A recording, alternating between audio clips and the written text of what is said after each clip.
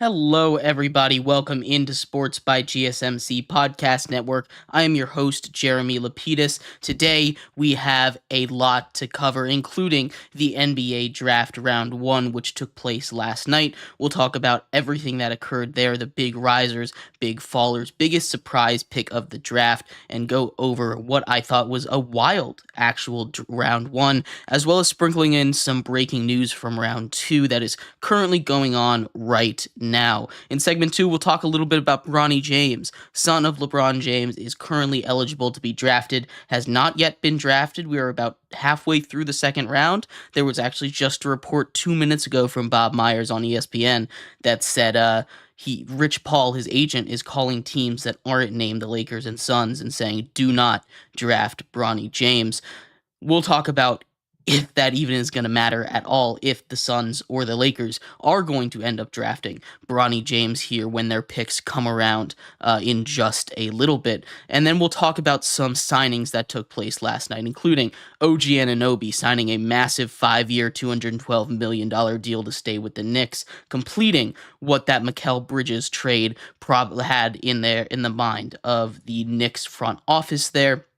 We'll talk about what that makes, what that means for the rest of the Knicks offseason.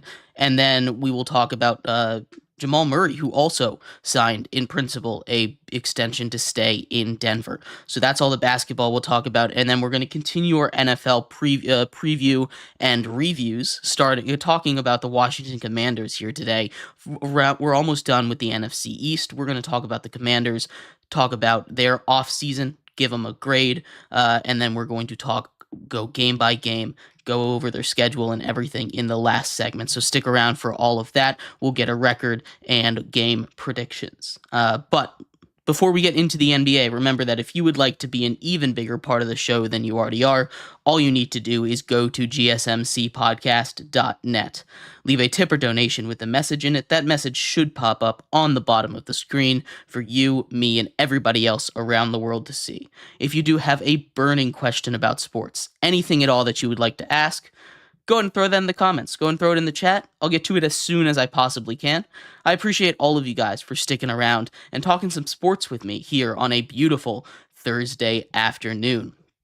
But like I was saying, we are going to get into the round 1 of the NBA draft. And what an interesting round 1 it was. From drama in the first overall pick to some players that fell a lot further than we thought they would. Trades. The Wizards had 3 picks in the first round after some trades were made. Some draft day trades, moving players around. So we will talk about all of that. And why don't we just start off right there at that number 1 overall pick? There was lots of speculation of who the Hawks were going to take at number 1. If they were going to trade out of that number 1 spot. They end up selecting Zachary Rissachet out of France, the 6'9", 195-pound Frenchman, has a bunch of question marks surrounding him, right? He's not your prototypical number 1 overall pick that you expect. There's a lot of weaknesses to his game, but you have to remember that he's still incredibly young. He is going to develop. And if he can develop in the NBA with the Hawks, this could be a good pick. But as he is right now, it's going to be a guy that struggles a little bit in almost every aspect of the game, but has that upside. You know, his athleticism is kind of in the middle. His defense is kind of in the middle. His playmaking it's okay. But he needs to develop these skills, and if he can do it with the Hawks, this pick will work out, right? This is a pick that has the potential to be a very successful pick in the first round of the NBA draft. But there's no guarantee that this will work out, and that's kind of the theme with this entire draft class. Now, that being said, Alex Sarr going number 2 overall to the Wizards is a pick I really like. He was my favorite player in this draft. He was the guy that I thought would go number one overall. He practically forced his way to the Wizards at this point. So, you know, it was it felt like it was bound to happen anyway. But it was still a knockout pick. He's a 7-footer who can shoot. Great defense right away. His length is going to be huge for the Wizards. Teddy Belcher says the Kyle Flipowski pick to Utah at 32 was a great pick, and I absolutely agree. Getting some value like that in the second round, especially if you're Utah, who honestly just taking best available after what they did in the first round. Taking taking Cody Williams, who again still has a lot of development to do here. He's an upside kind of guy that they got in the first round, that top 10 pick. But getting Flipkowski there, Flipowski. That name is getting all caught up in my mouth. I apologize. Getting him there at 32, top of the second round, is a great value pick. And really, in a draft like this, all you're trying to do is get good value. And especially in a team like Utah, with the situation not being incredibly, high tier, right? They got Lauri Markkanen, but outside of that, there isn't really a core that I feel they can be competitive with. So just getting guys in the building is going to be huge. Getting that Duke star is definitely helpful. But anyway, continuing on with that first round, and we'll talk a little bit more about the second round as we are constantly getting these live updates later on in the show. But the big story of the first round is there were some interesting picks, right? The top four kind of went like we expected, right? We got the two Frenchmen at the top. We had Reed Shepherd go 3 and Stephen Castle go to UConn at 4. And then at 5, the Pistons made an interesting choice. They draft Ron Holland II out of G League Ignite. He had a little bit of struggles this season, being in the G League Ignite program. He was struggling with his decision making. He's still young, and a lot of these kind of head scratching picks are upside. Same thing with the Frenchman that went after him to the Hawks. It's high upside moves for these guys. But Zach Edey went 9 to the Grizzlies here, and that was another big question in this draft. Where would Zach Edey go? How high would Zach Edey go in this draft? He ends up going top 10 to the Grizzlies at 9, and I like that fit. The Grizzlies, they have Ja Morant. If he can stay healthy and out of trouble, that is a team that is instantly going to be a lot better, is instantly going to be in that playoff, at least conversation, right? And adding a 7-footer like Edey, a 2-time, player of the year in college basketball, it's going to be, it's a great addition for them. If he can just improve his movement, and I know Purdue didn't ask too much of him, right? So we haven't really seen his full potential. He didn't need to do it, but he feels more like more of a complete player than just a 7-foot guy that can't really move, right? It feels like he's got a little bit more in him than, a guy like a Taco Fall did a couple years ago, whose gimmick was, hey, I'm super tall, right? And that can work for a lot of players in the NBA, but I think Edey has a chance of really working out. He ends up going 9 here, but the big story of the first round is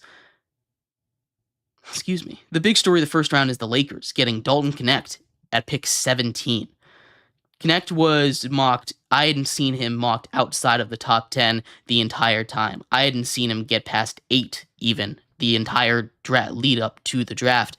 He ends up falling all the way down to 17 with the Lakers, and my God, is that a great pick for them. The Lakers are a team that needed quality depth, needed a guy that could spread the floor and shoot, and he might be the best pure scorer in this draft, right?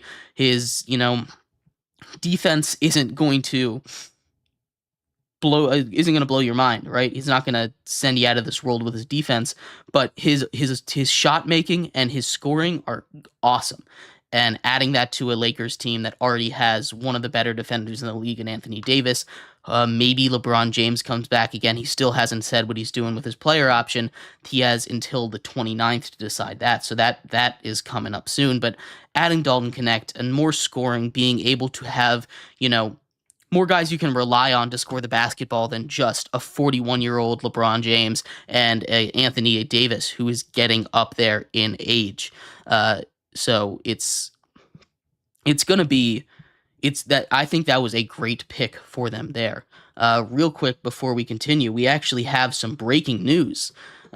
Breaking news outside of the world of basketball. It's in the world of the NFL. I know we haven't talked about it, but the NFL is in the middle of a lawsuit for Sunday Ticket. And if you guys haven't heard about it, basically they were telling Sunday Ticket how to sell it. They weren't letting them sell it as an antitrust suit.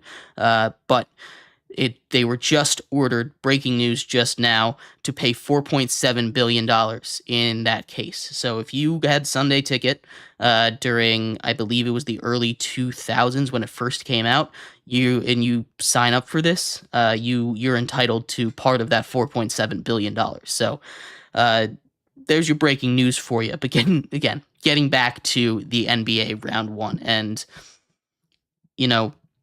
there were a lot of question marks. Was a kind of draft where you weren't quite sure where a lot of these guys would go. There's so many high upside guys that that in this draft kind of fell. You had Rob Dillingham go 8 to the Spurs, and I want to talk about the Spurs draft just a little bit because I think they kind of knocked it out of the park in the first round. You obviously want to build around Victor Wembanyama, right? And adding a tall defensive guard in Stephen Castle who can run that pick and roll, and a great playmaker in in Rob Dillingham. Adding those two together and pairing them with Victor Wembanyama is going to be huge. That's going to instantly help them on the defensive end. The Spurs were a team that was not good at defense at all outside of Victor Wembanyama. They were one of the worst defensive teams in all of basketball if you take him out of the picture there. But you add Castle, who's going to instantly help that, and the playmaking ability, a true point guard in Rob Dillingham, a guy that, can spread the rock. And that's really what they were missing. They get the guy that they need to move the ball around, get it to Wemby, run that offense. And I think this was an incredible draft for the Spurs. Obviously, when you have 2 picks in the top 10, you kind of have to knock it out of the park, but pairing those 3 young guys together to grow for a long time, that could be. I see the vision. I see it working out very well in the future. But let me know what you thought was the best pick of the first round. So far, I think it's Dalton Connect going 17. I mean, that is just a steal. I had no idea he was going to get out of the top 10. But anyway. In our next segment, we're going to talk a little bit more about round 2, specifically about Bronny James, as he still has yet to be drafted, and we are halfway through the second round. There was a report that came out 2 minutes before we went live about him and what his agent was saying to all these teams, so we will talk about all of that and more with the NBA draft coming up next here on Sports by GSMC Podcast Network.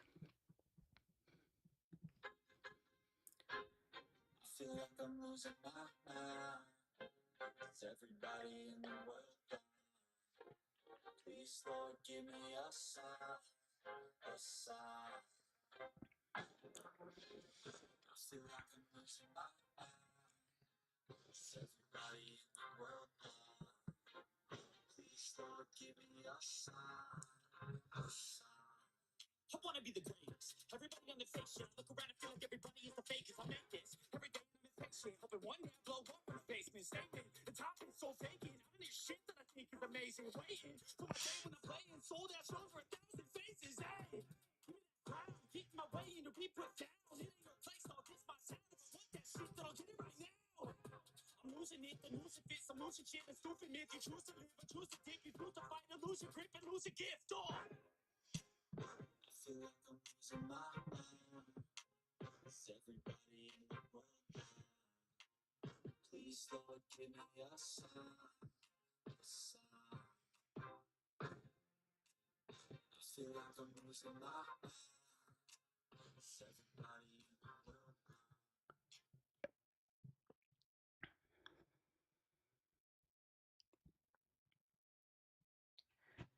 Welcome back to Sports by GSMC Podcast Network. I am your host, Jeremy Lapidus. If you are just tuning in, we just broke down everything in the first round of the NBA draft, as well as providing some updates as the second round of the NBA draft is currently live right now as we speak. We are going to talk a lot about the second round here, especially focusing on Bronny James, the big name that has yet to be drafted here. He has an interesting path, whether or not he will be drafted, as well as interesting news coming out just before our show started about what his agent was saying to teams.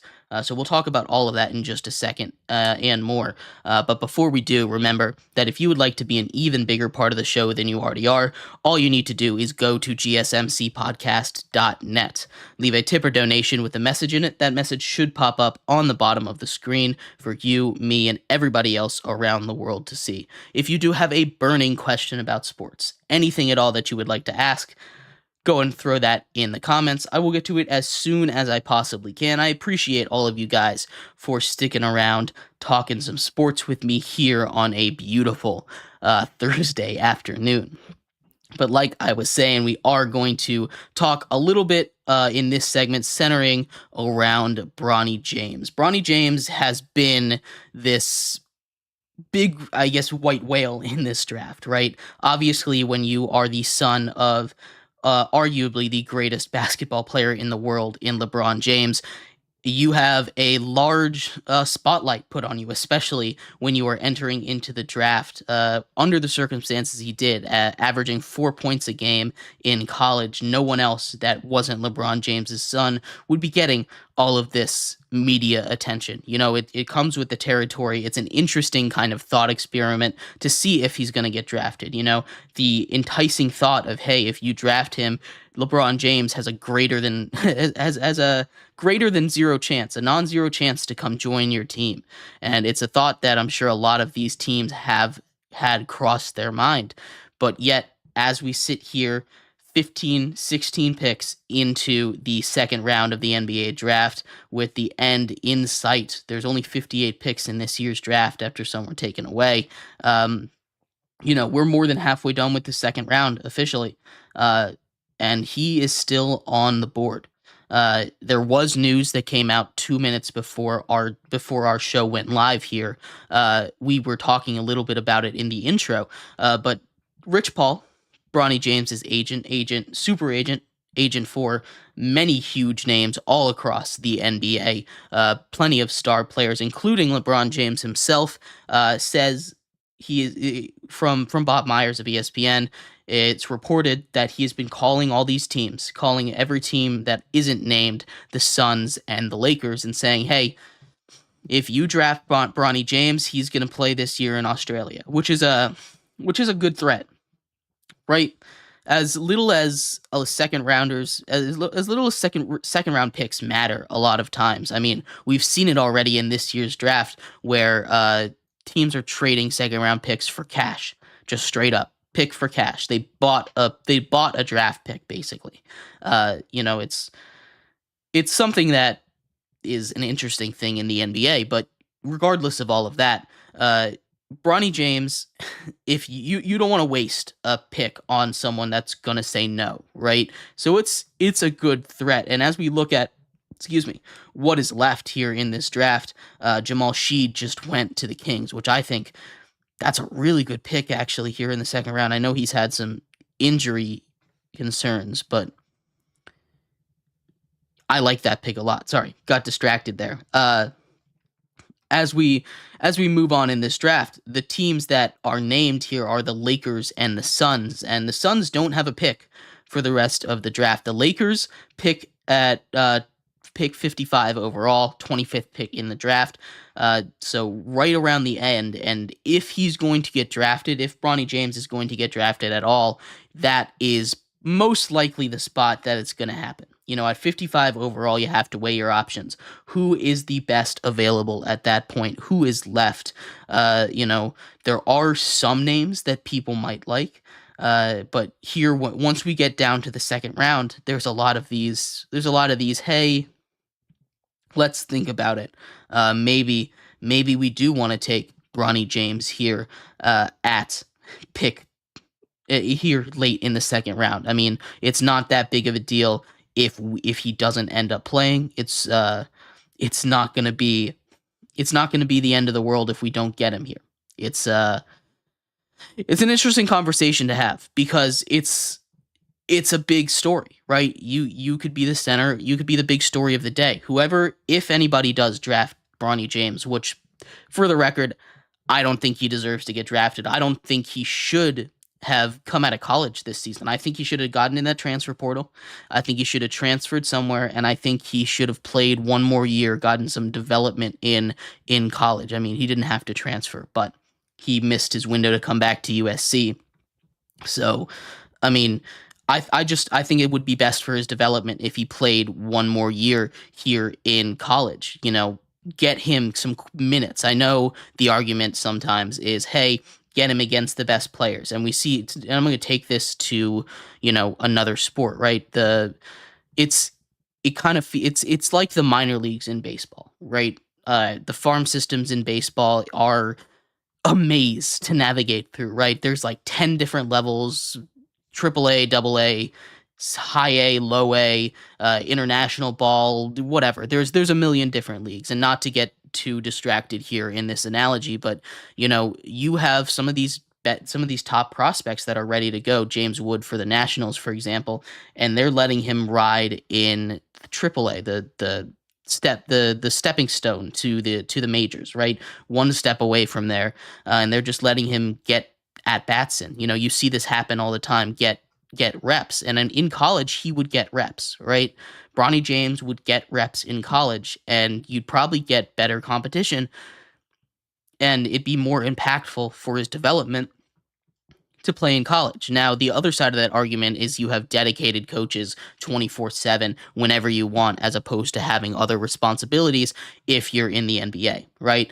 So there are plenty of, hey, maybe we get him drafted and then we develop him here on a practice squad. We develop him here in the G League. But if you draft him, it's going to be such a media attention, such a big media spur, especially if he is playing with LeBron James, or on the team with LeBron James. They're going to be like, hey, when are we going to see them play together? Or if they're playing against LeBron, if he plays against his dad, that's going to be a big story. They're going to want to play. They're going to want to have that jersey swap moment, right? That at a bare minimum is going to happen at some point. And LeBron James has minimum 2 years left, right?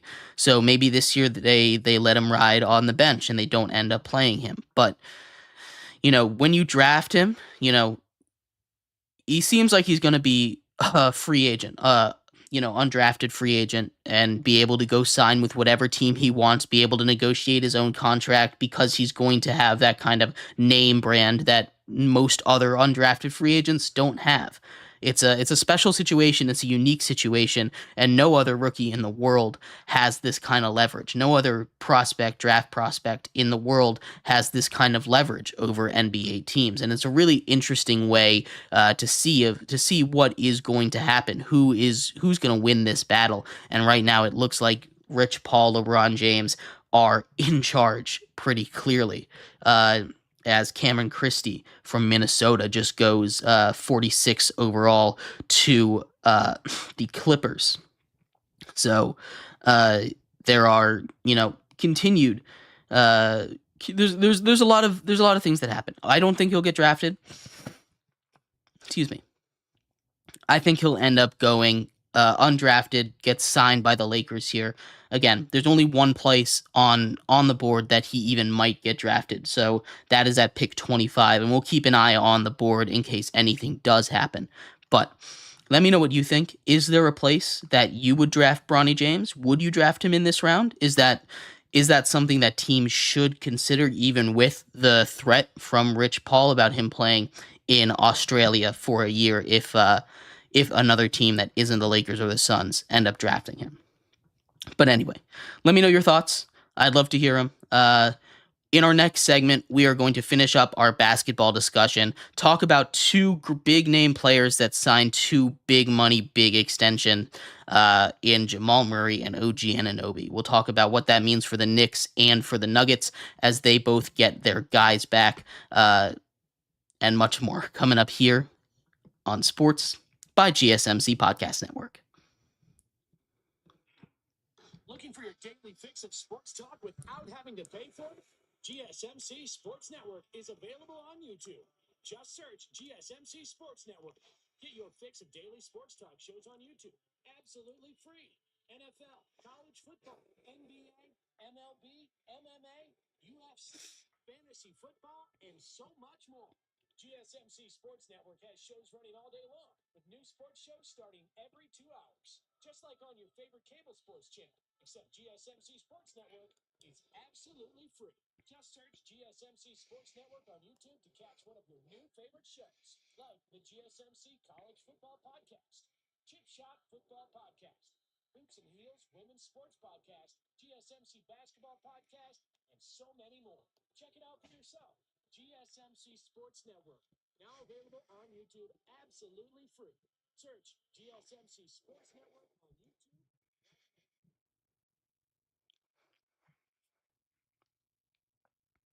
Welcome back to Sports by GSMC Podcast Network. I am your host, Jeremy Lapidus. If you are just tuning in, we've done a lot of draft talk. We talked all about the first round, biggest risers, fallers, winners, and losers from night one of the NBA draft.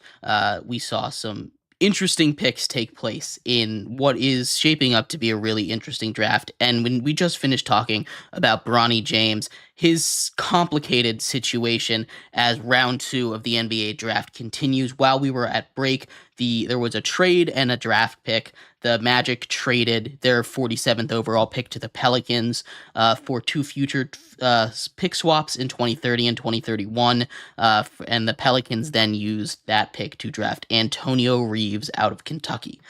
So we are quickly approaching the end of the NBA draft here. It'll probably be over by the end of our show, and I will keep you updated as every pick continues to go through.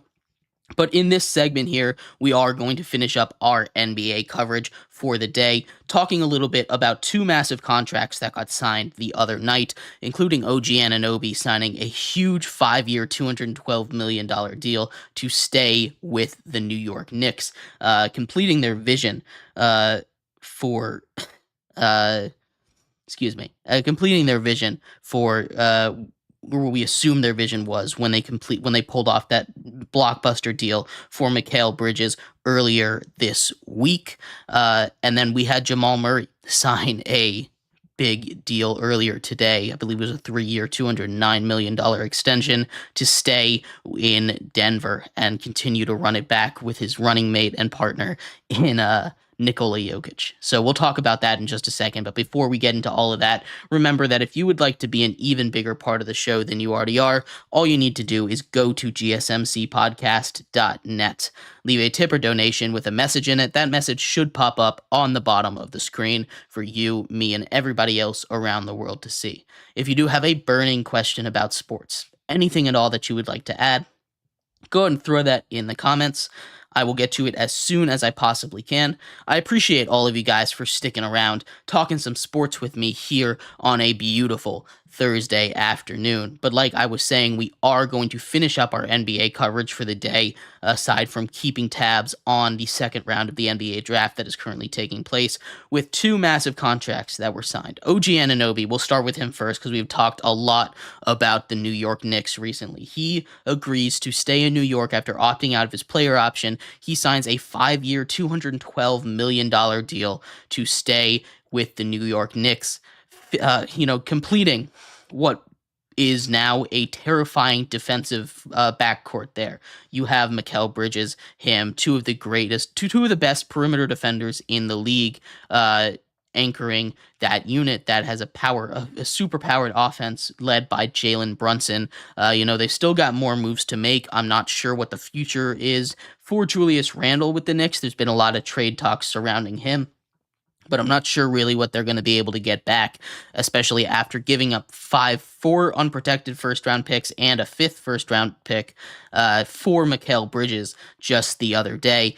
That defense, now that they do have OG Anunoby, is back. And it's going to be one of the best defenses in the league. It's as close as you're going to get to being able to stop the Boston Celtics the way that the Celtics are built. You know, that Celtics team, we talked about it all throughout the finals, all throughout the playoffs. They are built to spread you out, spread you thin, so you can find those easy cutting lanes in the middle, you know, and if you don't guard them up top, then they'll kill you with the three ball. And their ball movement, their unselfishness is why they were such a great team as the season went on, as Harrison Ingram went pick 48 overall to the Spurs, finishing up their draft for the night. They had a really good draft, especially in that first round. So anyway, the Knicks are going to be competitive in the East as long as they can stay healthy. And that is a given when you're talking sports, obviously, because you can never predict health. Health is impossible to predict, and you never want to be in that situation where you're like, we're gonna say that they're gonna get hurt. And I hate to do that, but you know, this is a team that can seriously threaten the Celtics. And it's an interesting move to give up that much. Going back to the Mikal Bridges trade, it's an interesting move to give up that many assets for a guy in Mikal Bridges who isn't obviously going to push you over the top. And I know there wasn't a better option out there. You know, Paul George was there, and I don't think that would have been better for their team. I think Mikal Bridges was the better option there, but it kind of puts them in a situation where you give up a lot, and I'm not sure if that move makes them championship contenders, right? The West is going to be tough. It definitely makes them Eastern Conference contenders, because outside of the Celtics, the East is incredibly weak, and we saw that this year. But this might put them over the top. There's no way of really knowing, though, until we see it in action, and also if we see them healthy. But the other side of the coin, the other big extension that was signed, Jamal Murray signs his contract extension. As breaking news, excuse me, we got so much breaking news as Reggie Jackson from Denver. We'll get into a lot of Denver. This probably has a lot to do with this Jamal Murray extension with the money there. Reggie Jackson is being traded from Denver to the Charlotte Hornets with to Charlotte with 3 unprotected second-round picks. So 3 second-round picks to Denver, it looks like, for Reggie Jackson. Interesting trade. The other pitfall or part of this trade is because there was, there was a lot of money given out to Jamal Murray, who signed a max 4-year, $209 million deal. You know, now you have 2 max players under contract. Kentavious Caldwell-Pope gets opted out of his contract, saving them $15 million there. So Denver's had a lot of movement going on around their roster. They've got a lot of players to think about, and one of those they just parted ways with is Reggie Jackson. This is a team that obviously won the NBA championship just 2 years ago. They did their best to keep their core together, and Reggie Jackson wasn't as effective as he had been in previous seasons last year. Obviously, he made some mistakes down the stretch against the Timberwolves, and that's not the reason he gets traded, but he becomes an expendable part of that team as the payroll continues to grow from a Denver team that, has to make these tough decisions down. As long as they have Jokic and Murray, they're going to continue to be very good, right? This is not a team that's in danger of missing the playoffs. This is not a team that's in danger of really missing any important deadlines. They were still top of the West, again, in a very, very tough Western Conference. But we're starting to see them get up against the cap, especially as a small market team. It's a little bit tougher on them, but they do, excuse me, they do have that core still intact, so they'll still be very, very good. It's important to pay your guys, and sometimes you gotta dole that money out, regardless of how much it might hurt you, as it might hurt your wallet as a team or as an owner to do it. But Jamal Murray absolutely deserves that contract. The When he is healthy and on the court, his ability to hit those clutch shots down the stretch, his ability to run that pick and roll with Nikola Jokic, their chemistry together is what powered them to that championship. That is what powered them to be one of the most, most efficient and effective teams in the entirety of the NBA, right? When you have that pairing of Jokic and Murray, it is deadly, especially when they're both at their best. So keeping those two together is incredibly important for the future of the Nuggets, for the future of the NBA. But they have to make these tough decisions. Reggie Jackson, Kentavious Caldwell-Pope, both quality depth pieces that they're now losing. So this team definitely did lose a little bit of talent here, and they're reloading in the draft. Obviously, their first round selection of Ryan Dunn out of Virginia. Virginia's always going to give you nice defense. He needs to work on his offense, but his defense, anybody coming out of Virginia that's worth a first round pick is going to instantly help your defense. And that's a point that Denver could always improve on. It's always good to get more defense. So I do think that overall this team, while they did lose some quality depth and some good defense in KCP so far, which doesn't mean they can't re-sign him. He could still come back on another contract, but we'll have to see there. But anyway, we are going to move out of the NBA for the rest of the show and continue with our NFL coverage as we inch closer and closer to the start of the NFL season. Today, we'll be focusing on the Washington Commanders as we finish up the NFC East tomorrow with the New York Giants. We'll go over their offseason moves, how much they improved, how much they got worse, and give them a letter grade. The Cowboys got a C-, the Eagles got a B+ so far. We will talk about the Commanders here today, make sure that they get their grade, and then we'll talk about their record. We'll go game by game, give them a total record prediction, and you can hear reasonings for every single game as the season progresses. So stick around for that. We'll be right back here on Sports by GSMC Podcast Network.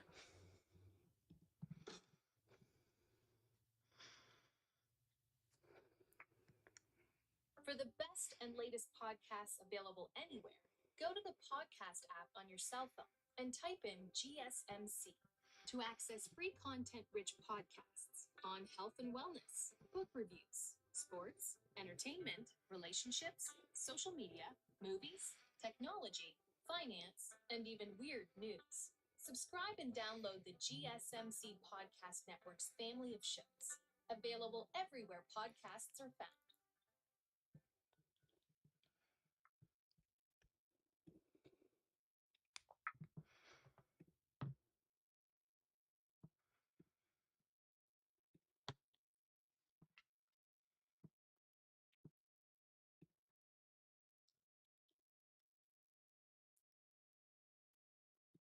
Welcome back to Sports by GSMC Podcast Network. I am your host, Jeremy Lapidus. If you are just tuning in, we've just finished our basketball coverage for the day. We talked all about the first round in the NBA draft, broke down the winners and losers there, the best pick, the worst pick, and everything in between. We talked about Bronny James potentially being drafted to the Lakers here upcoming, and we'll continue to have more updates as the second round of the NBA draft continues to go. And we just finished talking about two massive extensions that were signed. OG Anunoby signing a 5-year, $212 million contract to stay with the New York Knicks, and Jamal Murray signing a 4-year, $209 million max deal to stay in Denver.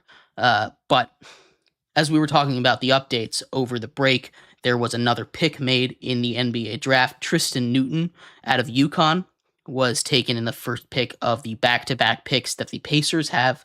They are on the clock here yet again. But we are going to move into the NFL here.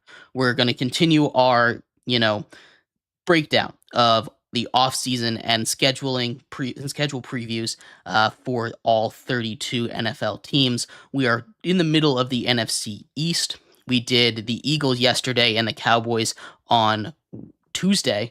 We're going to do the Washington Commanders today. So we're going to go through their offseason, give them a letter grade, and break down all of the moves, good and bad, that they made. And then in our fifth and final segment of the day, we're going to go over their schedule game by game and give them a record prediction. But before we do all of that, remember that if you would like to be an even bigger part of the show than you already are, all you need to do is go to GSMCPodcast.net. Leave a tip or donation with a message in it. That message should pop up on the bottom of the screen for you, me, and everybody else around the world to see. If you do have a burning question about sports, anything at all that you would like to ask, go ahead and throw that in the chat. Go ahead and throw that in the comments. I will get to it as soon as I possibly can. I appreciate all of you guys for sticking around, talking some sports with me here on a beautiful Thursday afternoon. But like I was saying, we're going to get into the NFL here. But before, more breaking news, Enrique Freeman out of Akron goes 50th overall to the Pacers here as we near the end of the NBA draft in the second round. But like I was saying, we are going to get into the Commanders and what they did this offseason. This was an important offseason for the Commanders. Starting off with the coaching staff, they fire their old head coach, bring in Dan Quinn from the Cowboys. He gets a chance at being a head coach yet again after taking the Falcons to the Super Bowl a long time ago. He brings in Cliff Kingsbury as his offensive coordinator, and they draft the quarterback of their future in Jaden Daniels. They draft him over there at second overall. It's an interesting pick. It's a pick that everything at camp has looked really good. We'll talk about their draft class. We can just talk about that right now, actually. Their draft class was really solid, especially the first two rounds, right? They grabbed Jaden Daniels in the first round. They grabbed Johnny Newton, who falls all the way to pick 36 overall in the second round, a guy that I had pegged as a top 20 pick in the NFL draft. In the second round as well, they get a cornerback. One of their biggest weakness was their secondary and their ability to defend the pass. They fixed that at least a little bit, grabbing Mike Sandersill out of Michigan, one of my favorite corners in this draft. This was a stacked corner draft, so he falls, has a whole bunch of corners go ahead of him. Outside of those three picks, I mean, they draft Ben Sinnott to replace Logan Thomas, who they released to free agency. Luke McCaffrey at wide receiver, get more secondary help in the later rounds, grabbing Jordan McGee and Dominique Hampton, safety and corner. One out of Temple, one out of Washington. So they continue to shore up those weaknesses. But I mean, I thought they had a really good draft. I thought they had one of the better drafts overall. Outside of the draft free agency, they also did a really, really good job, right? They get Jeremy Chin from the Panthers. He comes in and signs a deal with the Commanders. Excuse me. He comes in, signs a deal with the Commanders. Also, Michael Davis from the Chargers.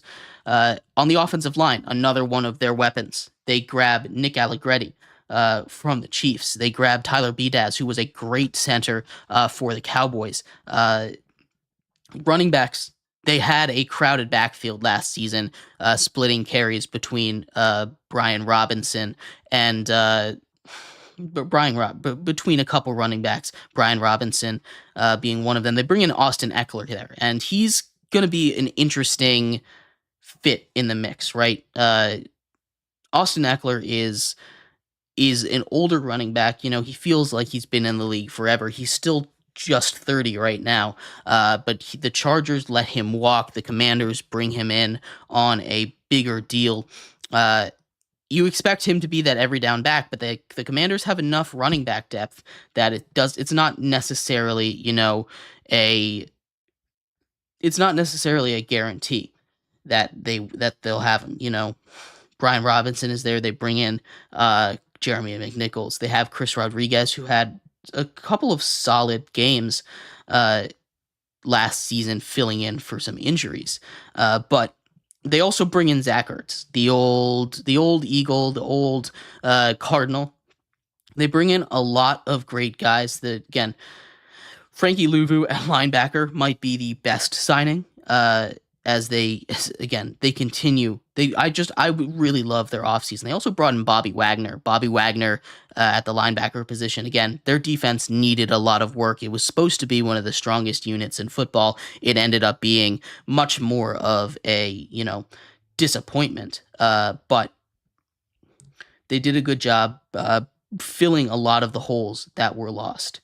They let Curtis Samuel walk, but they replaced him in the draft with guys like Luke McCaffrey, who's supposed to come in and play a big role. Cameron Curl they let walk, but like I said, they also filled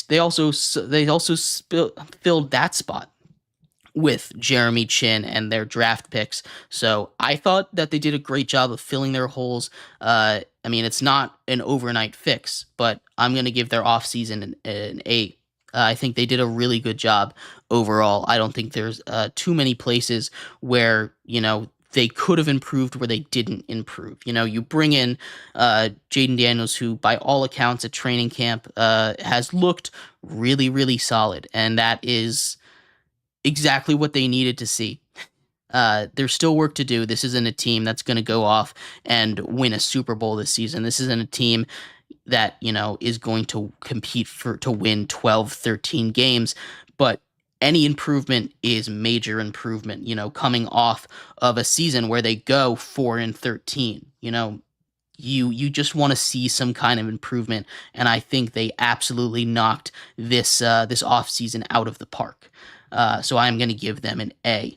We missed a couple picks while we were talking about this in a trade. The Wizards traded the 51st overall pick to the Knicks, and they drafted Melvin Ajasia, out of France. So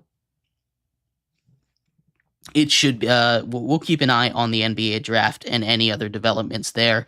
But let me know what you thought of the Commanders offseason. I thought new general manager Adam Peters did a great job in his first offseason, helping to build his culture, a successful culture, something that the Commanders have lacked as a franchise for a very, very long time. We are going to end off our show today talking about the Commanders' schedule. We'll go game by game, break down every single one, and give you a record prediction at the end of it. So stick around for that. We'll be right back here on Sports by GSMC Podcast Network.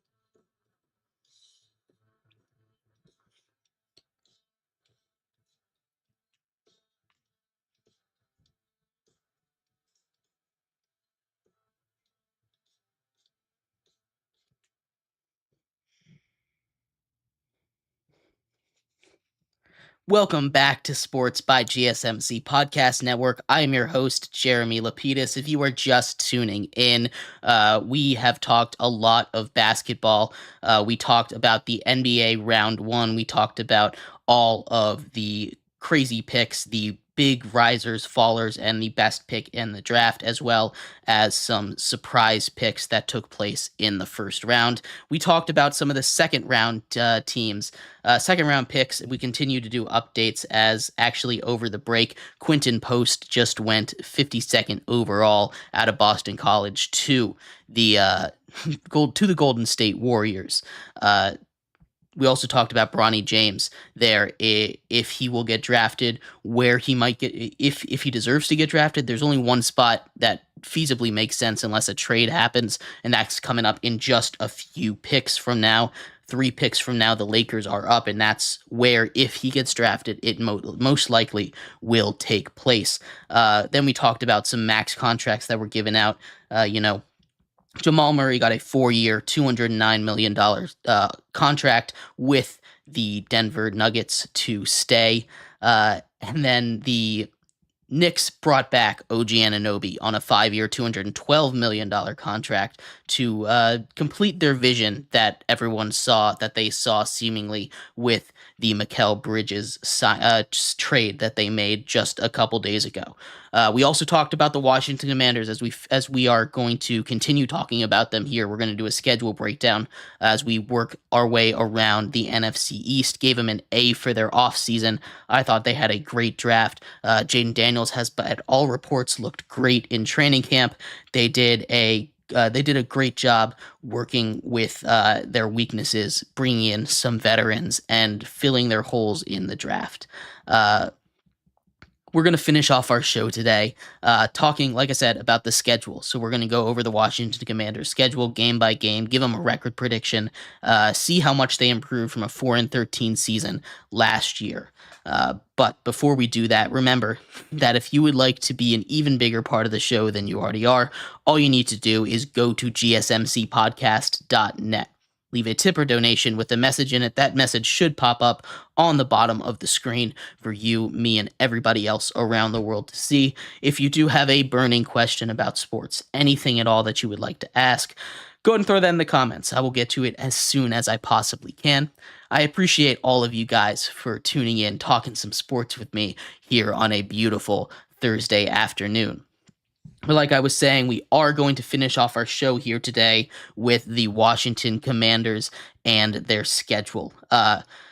If you missed the first couple entries in this series, I had the Cowboys going 10-7. Excuse me. The Eagles going 11-6. We are 2 teams away from finishing up the NFC East. We are going to do the Commanders here as they start off their season on the road in Tampa Bay. First game of his career for Jaden Daniels in Tampa Bay. I think the Tampa Bay Bucks with Baker Mayfield are going to be a little bit too much for this Washington defense that's still struggling, this offense that still has a lot of new pieces, a new quarterback, a new running back, some new offensive linemen, new moving pieces. I think they lose game 1 of the season to the Buccaneers on the road, starting off 0-1. Kelsey asks, do I think the Eagles are going to win the division? I do. I have them winning the division right now.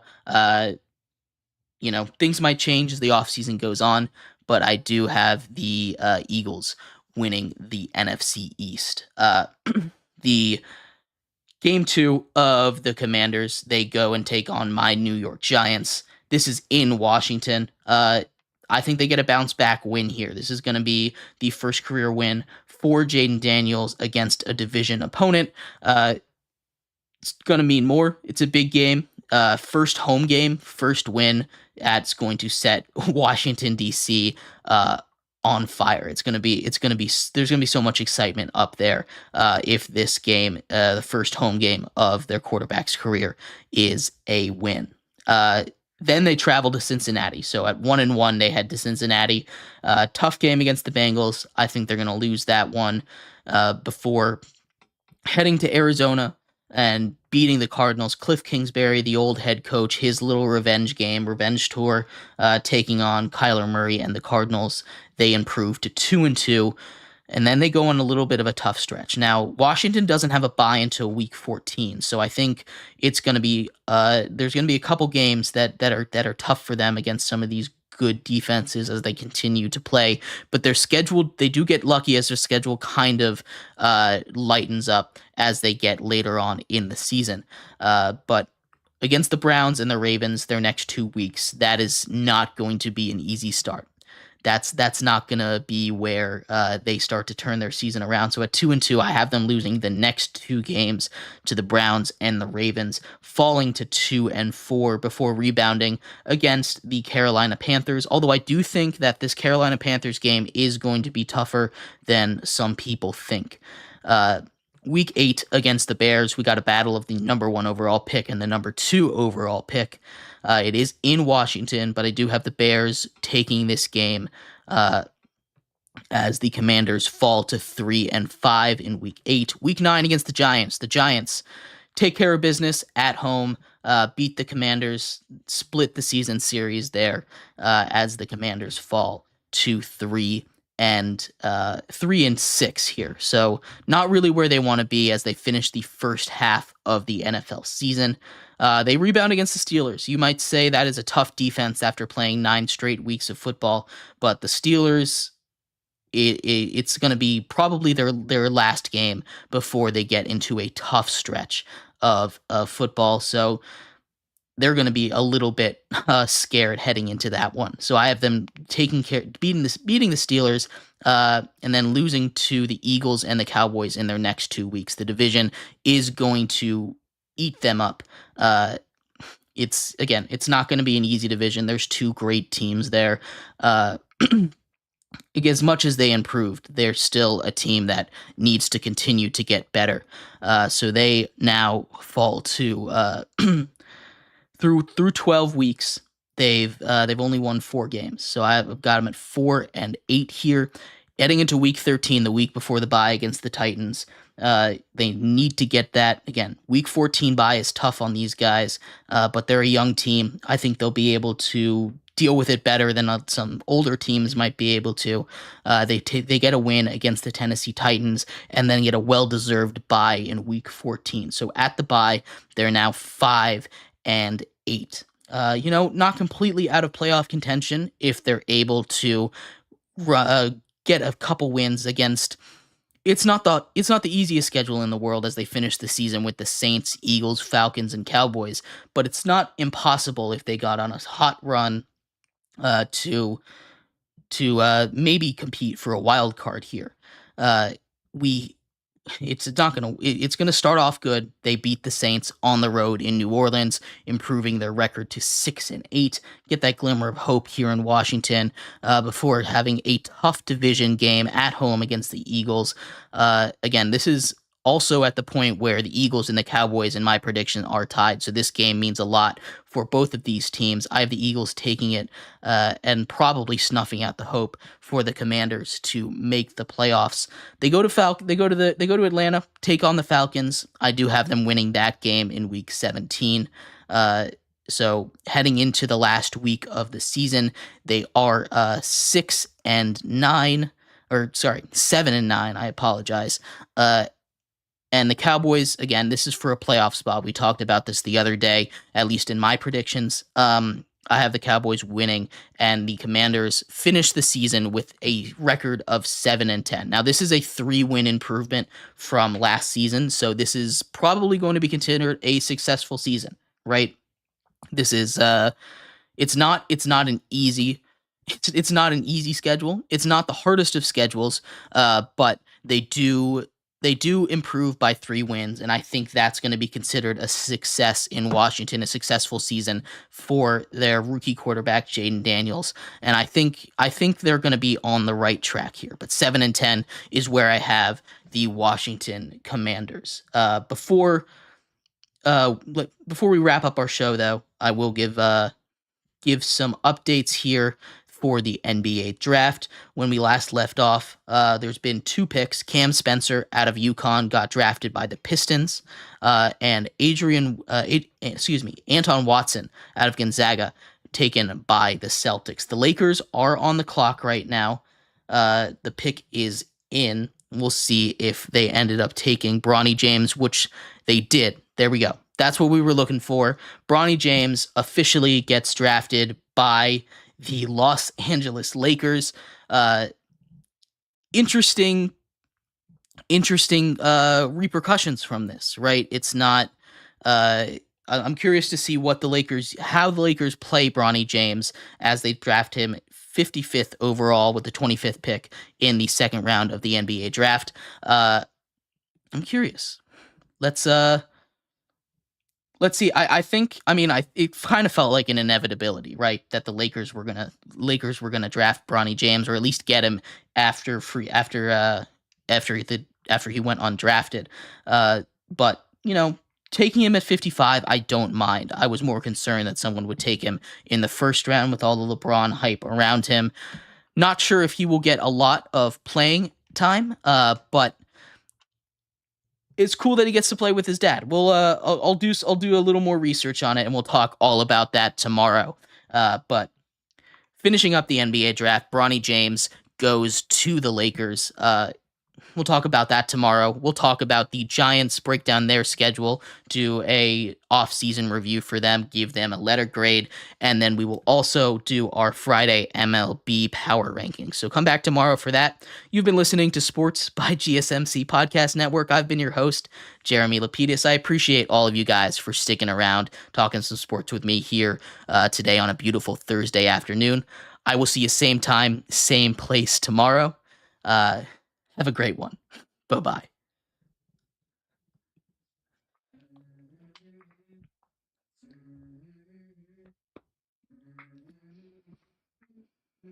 Let's go.